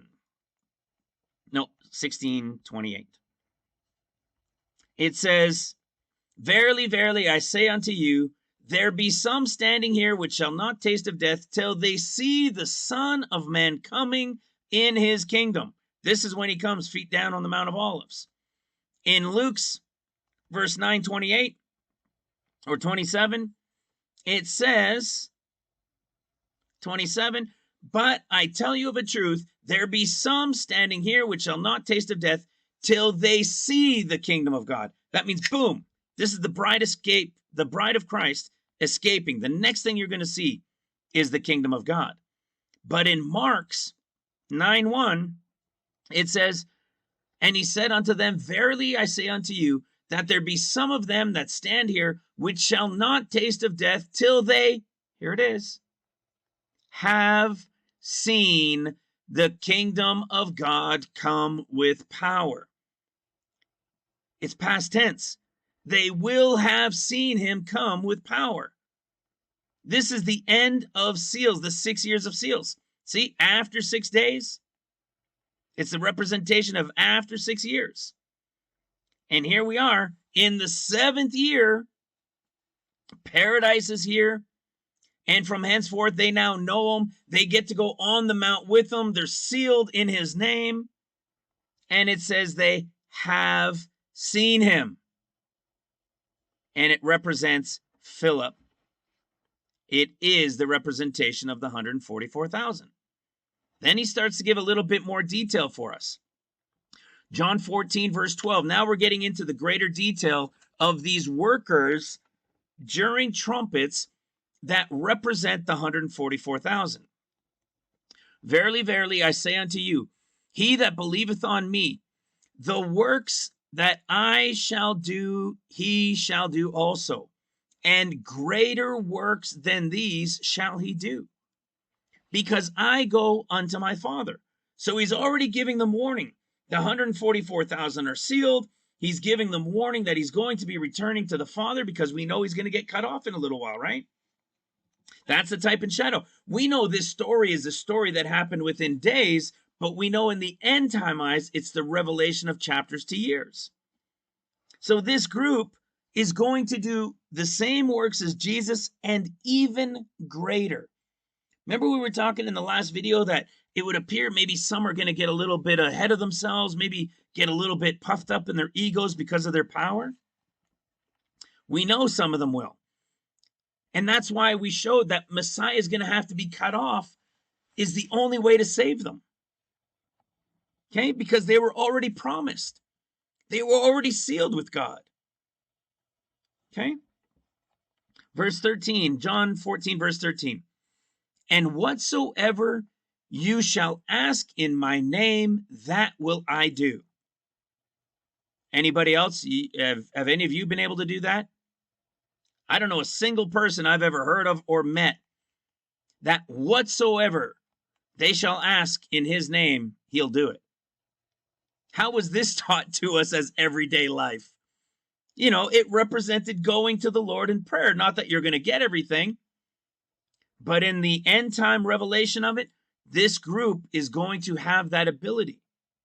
Okay. Verse 14. If you shall ask anything in my name, I shall do it. See, whatsoever you ask, if you ask for anything. Verse 16. And I will pray the Father, and he shall give you another comforter. Well, what is this? Another comforter. Well, we know that's the Holy Ghost coming again. That's the Holy Ghost coming and giving them that anointing that we even see when you go into the story of the ark we talked about in Genesis 14. In Genesis 8. The times that the dove goes and comes back and goes and comes back. This is that 7th year after that 7 when the dove comes. And he's going to dwell in them. See, I will not leave you comfortless. I will come to you. Yet a little while, and the world seeth me no more. Here it is again. What is the end time revelation? 3.5 years, he's there. But soon the world's not going to see him again. But he says it's not going to be for long. Well, if this was applicable to our day and age, from when Messiah was killed to when he's going to come back again, that's a long time. How could that have been the end? It wasn't.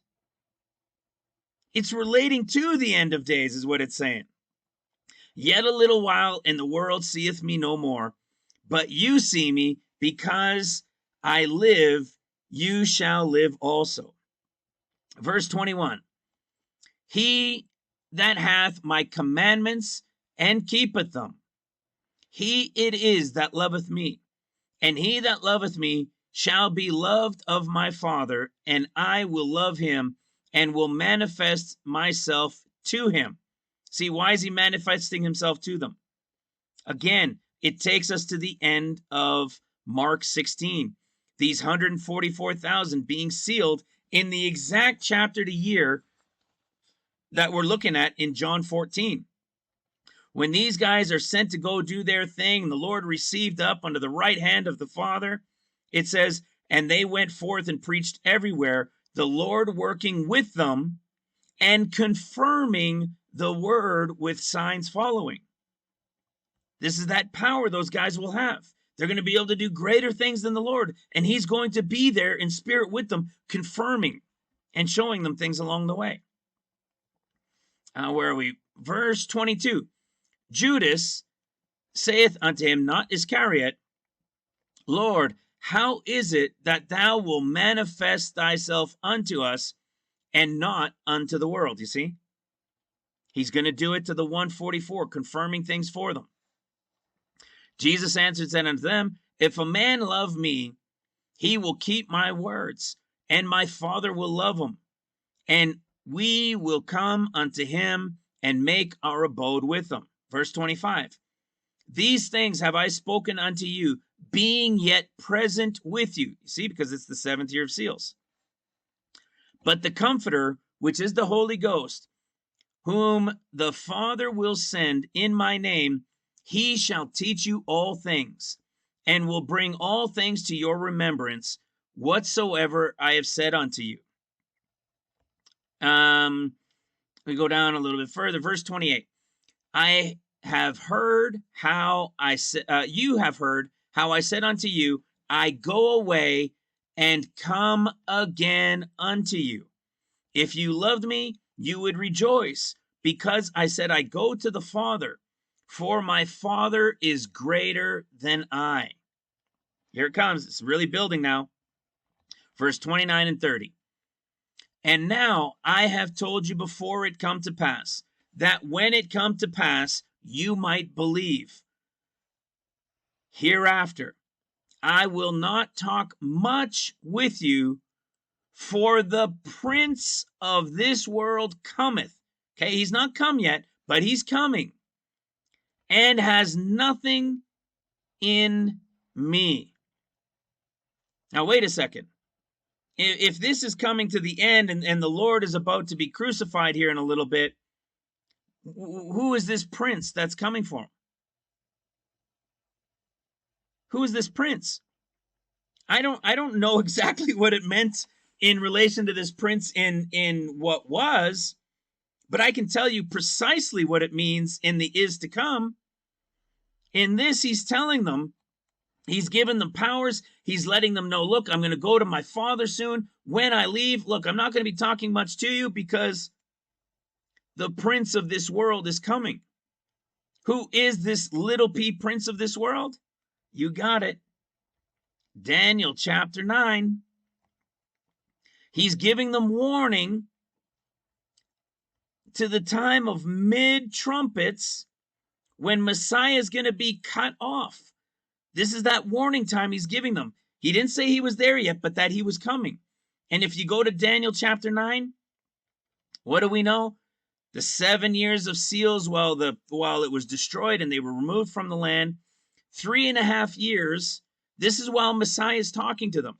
It's right before the ministry of 3.5 years starts, and he's giving them warning that eventually I'm going to be cut off, because there's a little p prince that's coming that has nothing to do with me.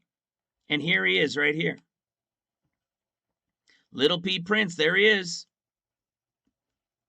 Where does he show up? At mid trumpets, that about 3.5 year mark.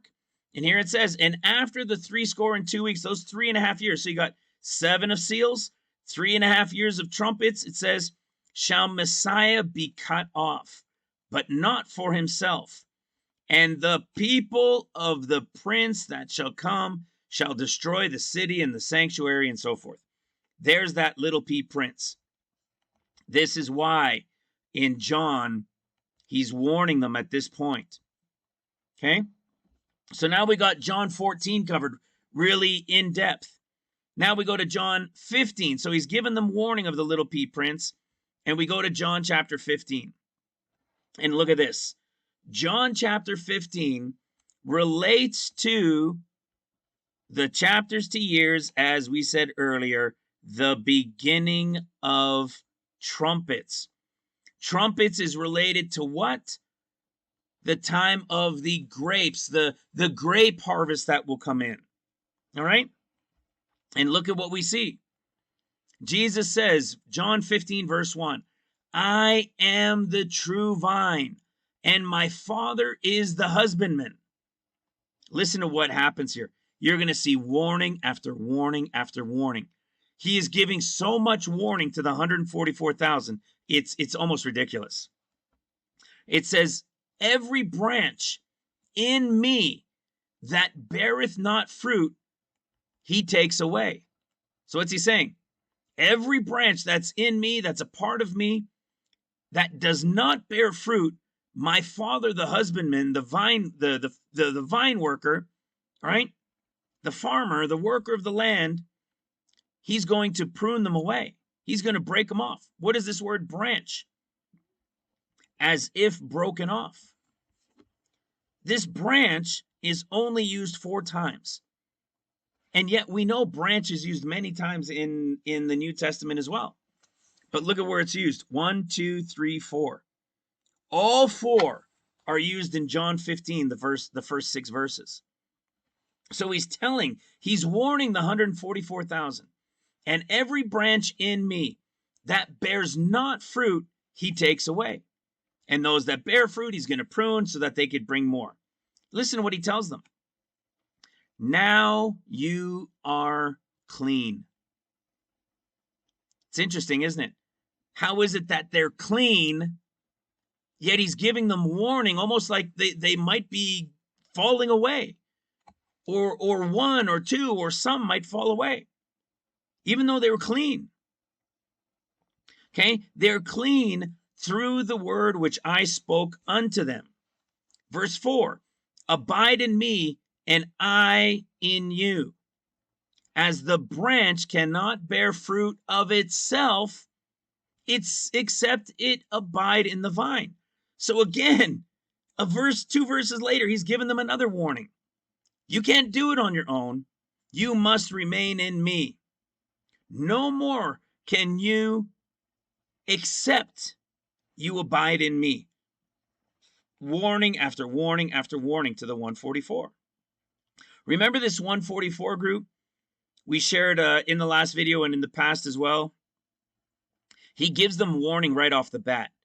He's upset with them for their disbelief when he first comes to them, because the 2 witnesses that showed up first goes to warn them, and they didn't believe the 2 witnesses either. So when he comes to them, he unbraids on them. All right, he rails on them because of their unbelief. All right, and this is what he's doing. He's now, it's almost like he's getting that these guys, there's too much commotion going on with these guys, and he's trying to give them as much warning as he can. In verse 5, he says, I am the vine, you are the branches. He that abideth in me, and I in him, the same bringeth forth much fruit. For without me, you can do nothing. There it is again. Okay. He is cast forth a branch and is withered if he tries to go do his own thing. Over and over and over again, he's telling them. Verse 7. If you abide in me, and my words abide in you, you shall ask what you will, and it shall be done unto you. Okay, again, they're going to have this power, but they must remain in him. And he keeps warning them they had better.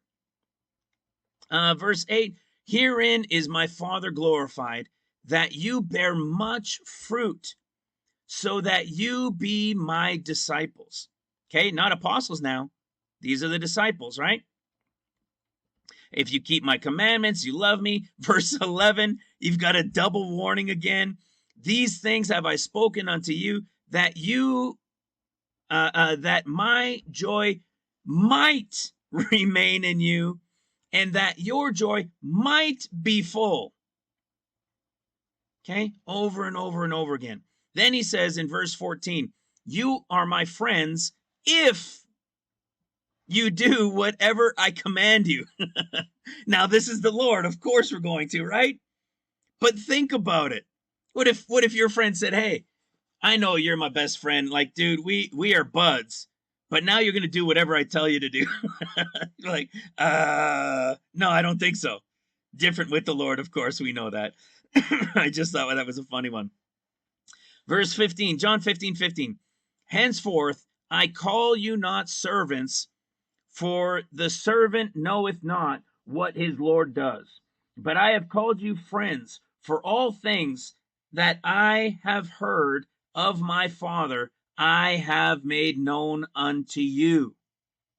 Okay, again, you should go and bring forth fruit, and that fruit should remain.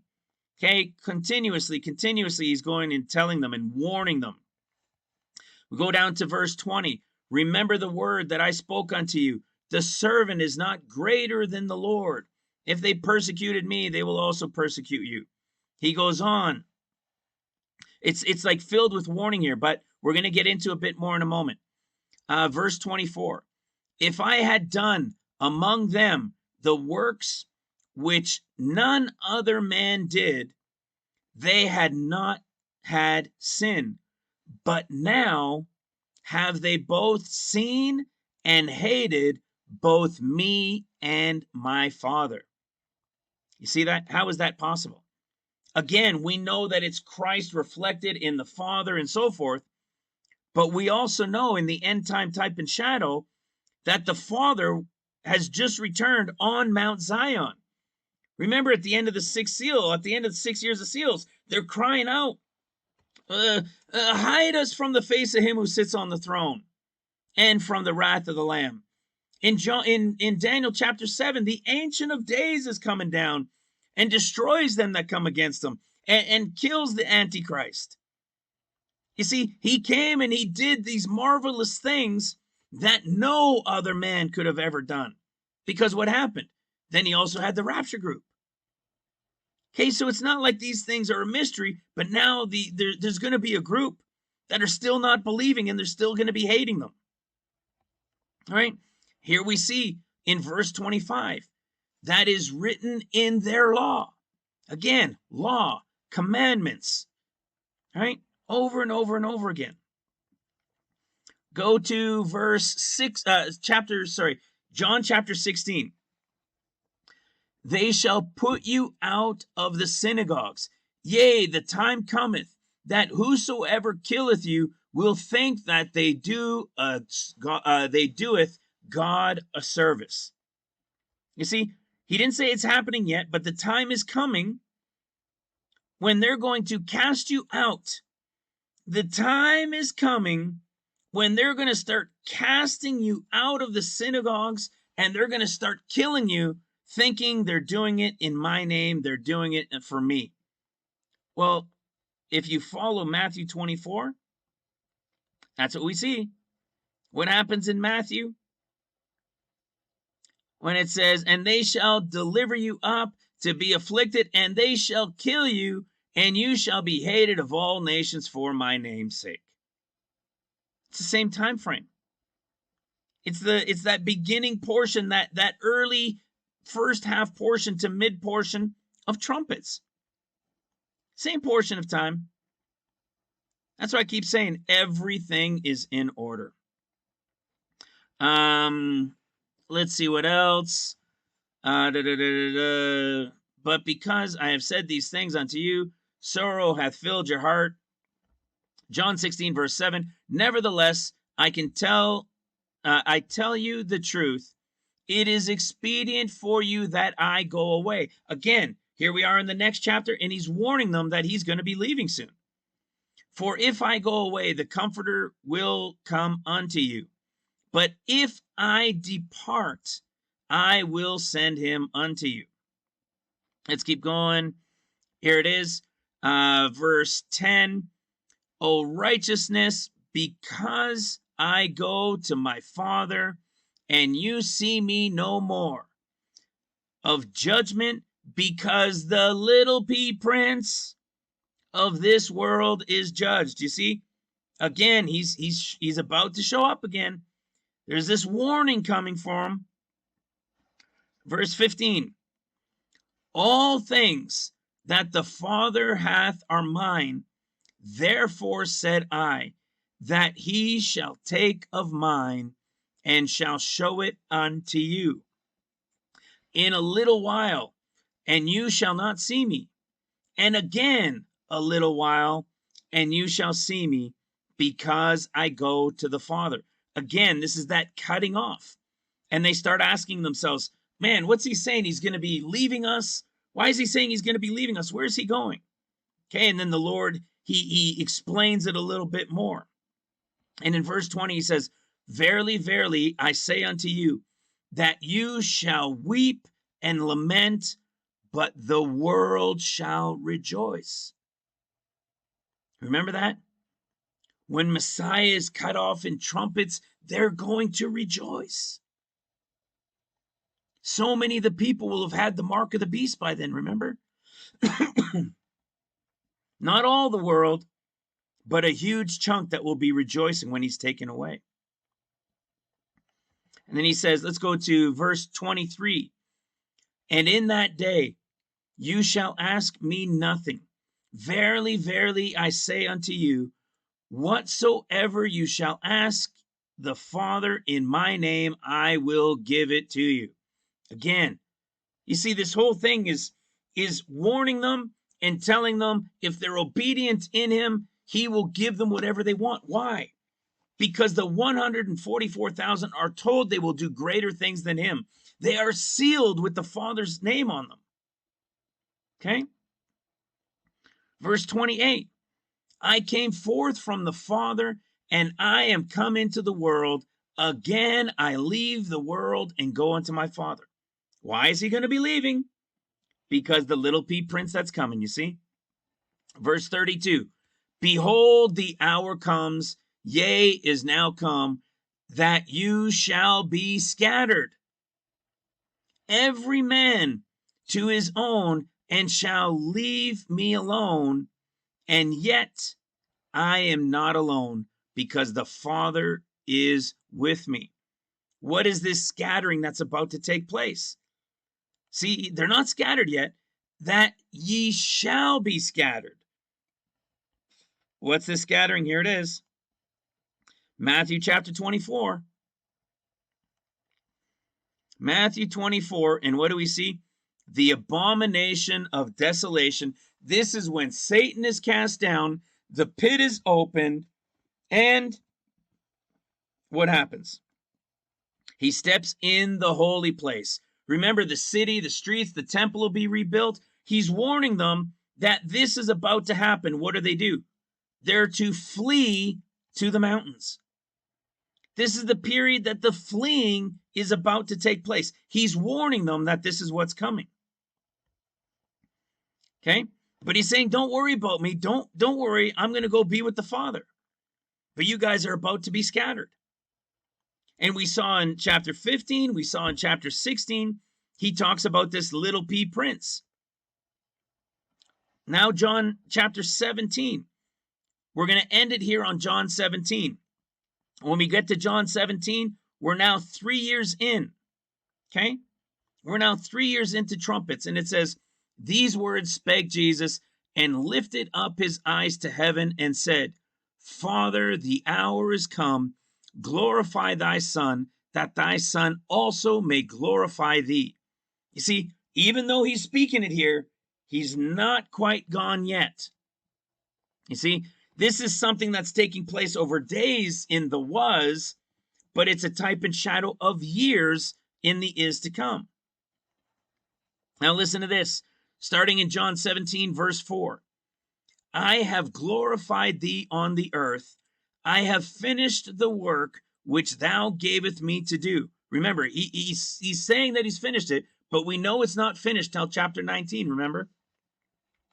And he says, and now, O Father, glorify thou me with thine own self, with the glory which I had with thee before the world was. I have manifested thy name unto the men which thou hast given me out of the world. Thine, you can't maybe see it too clear, thine they were. What is he telling them? I manifested myself. I made myself known. I gave them all the understanding. I gave them powers as you wanted me to give them. They were yours. Who is this group? The 144,000 that were on Mount Zion with the Lamb, that were before the throne and had the Lord's name written on them, the Father's name written on them. This is a group that God gave to the Son. And it says, and thou gavest them me, and they have kept thy word. Are you ready for this? Now they have known that all things whatsoever thou hast given me are of you. John 17 verse 8.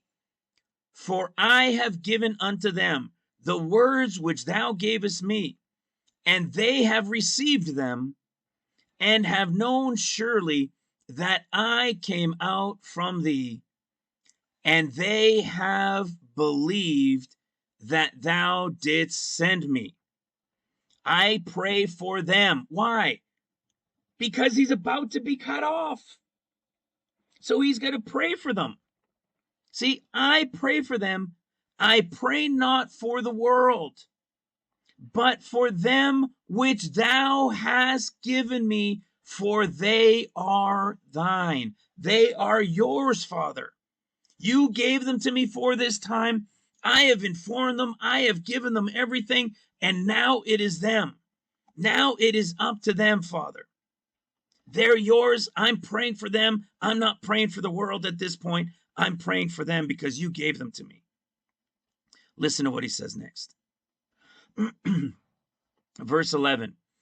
And now I am no more in the world, but these are in the world. I am come to thee, Holy Father.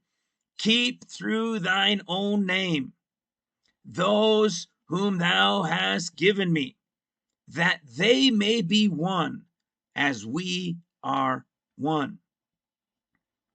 Okay? I am no more in the world. Do you remember this?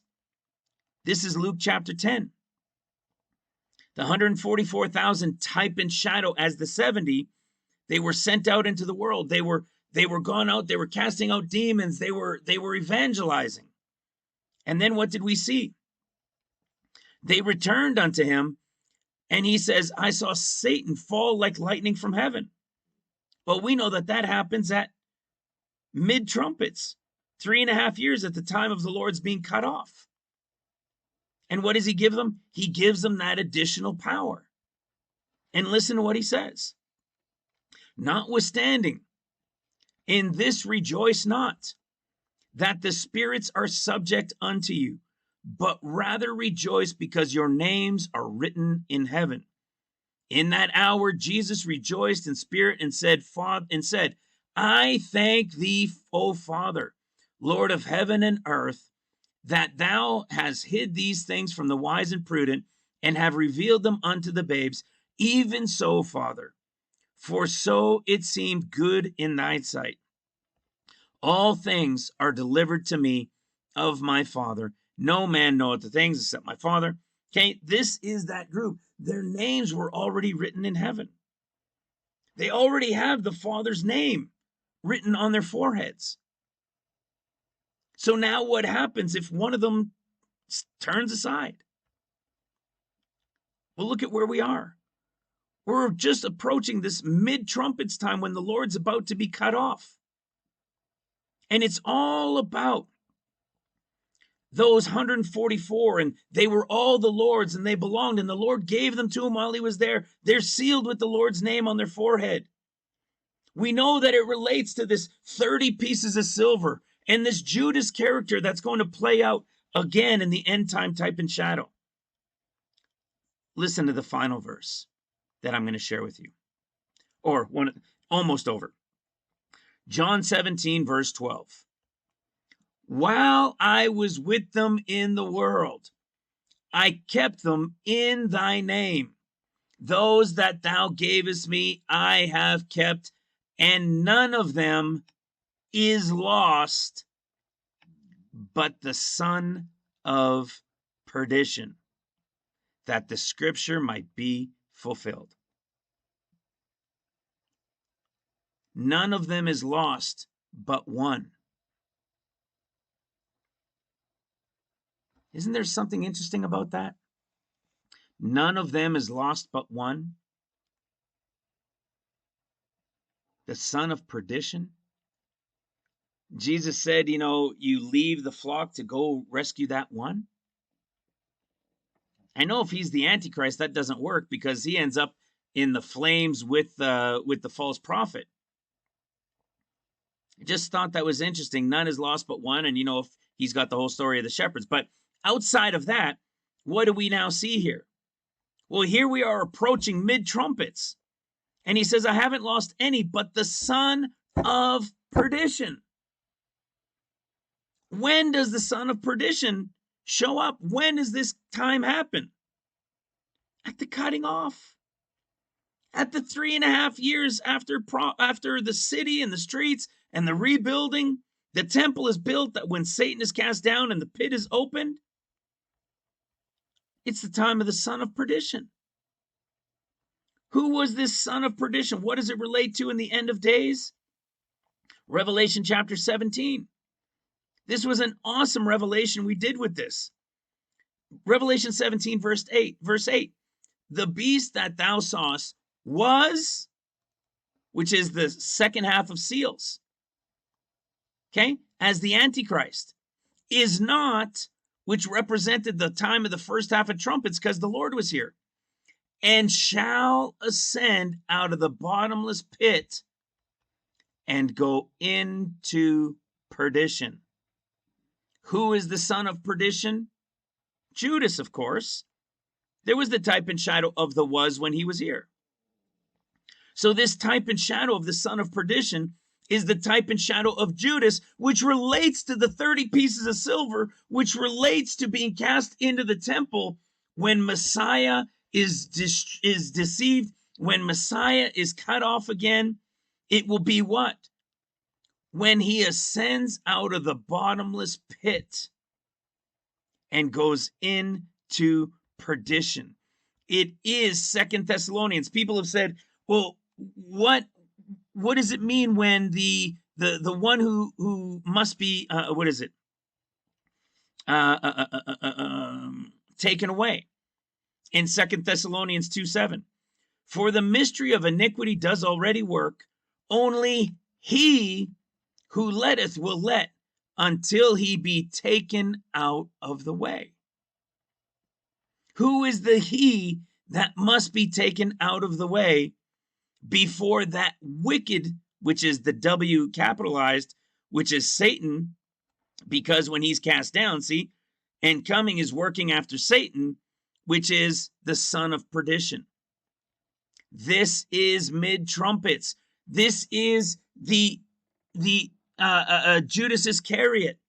It is again the type and shadow. He was and is a type and shadow represented as one of the 144,000 who is going to be lost, who is going to be that represented son of perdition, that when the pit is open, Messiah is cut off and he will be taken out of the way when Satan is revealed. Did you follow all that? I told you guys earlier, this was a Berean one. This was a Berean one, brothers and sisters. And we still got the rest of this in John. We'll see where we go in the next video. See, now we get to the arrest of Jesus. You follow? What would this period be? About 3.5 years in. 1, 2, 3.5. Yes, it was days represented in the was, but in the is to come, it's chapters to years, and every single piece is in its place and in order. It's amazing, amazing stuff, brothers and sisters. I know it was heavy. I know there was a lot to take in all of this today, but I pray you take the time. Hey, this is what we're doing now. We're just, well, not like we're doing now. We've been doing it for a while, but we're just seeking the Lord. We're going to keep revealing the open books. We're going to keep bringing understanding and revelation, and we're going to do it right to the end. This is digging into the Lord. This is for what? Who do we want to be like? We know exactly who we want to be like, right? Well, we want to be like the Lord, but we want to be like what? We want to be like Enoch, that did not see death because he was translated. Why? Because first he had faith and he believed that God was who he said he was, and that the Lord was a rewarder of them that diligently seek him. Brothers and sisters, there ain't no more diligently seeking him than what you just experienced tonight. This is levels of depth of opening of books that goes really, really deep. I pray that it's blessed you. It renews me as well. Like I said, I just wasn't feeling it for a day and a bit, but you can tell my voice is going. I just love it. I get renewed, I get energized, and I'm so grateful to have the opportunity to bless others with understanding, to help you dig in further into it, and draw greater and greater and greater understanding. God is good. I love you guys. I pray for you and I pray for your families. And I look forward to meeting you all very, very soon. God bless you. Bye for now.